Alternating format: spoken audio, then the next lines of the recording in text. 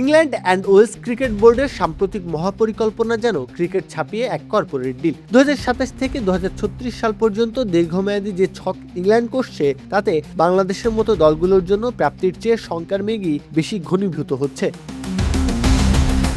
ইংল্যান্ডের নতুন এই এফটিপি বিশ্লেষণ করলে দেখা মেলে এক চরম বৈষম্যের। পাকিস্তান কিংবা দক্ষিণ আফ্রিকার মতো দলগুলো যখন ইংল্যান্ড সফরে যাবে তখন আতিথেয়তার ডালি সাজিয়ে তাদের জন্য রাখা হচ্ছে 5 ম্যাচের দীর্ঘ রাজকীয় সিরিজ।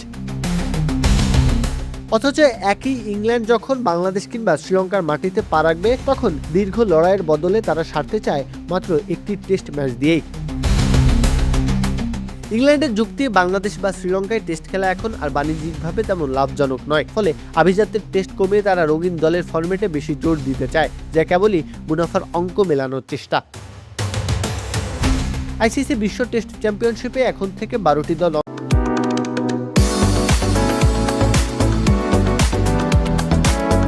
অংশ নেবে, যার মধ্যে আয়ারল্যান্ড, জিম্বাবুয়ে ও আফগানিস্তানও থাকছে। নতুন নিয়মে এক ম্যাচের সিরিজকেই WTC পয়েন্টের আওতায় আনা হচ্ছে।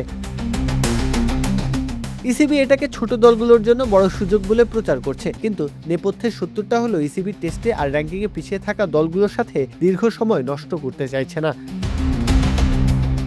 ইসিবির পরিকল্পনা এখন একদম 2036 সাল পর্যন্ত। আগামী বছর তাদের বড় অঙ্কের সম্প্রচার সত্ত্ব বিক্রির টেন্ডার হবে, আর সেই বাজারে চড়া দাম পেতেই তারা বাংলাদেশ বা শ্রীলঙ্কার মতো দেশগুলোকে ব্র্যাকেট করে দিয়ে কেবল মুনাফা দেবে এমন সিরিজগুলোকেই গুরুত্ব দিচ্ছে। প্রত্যহ কাব্য, খেলা 71।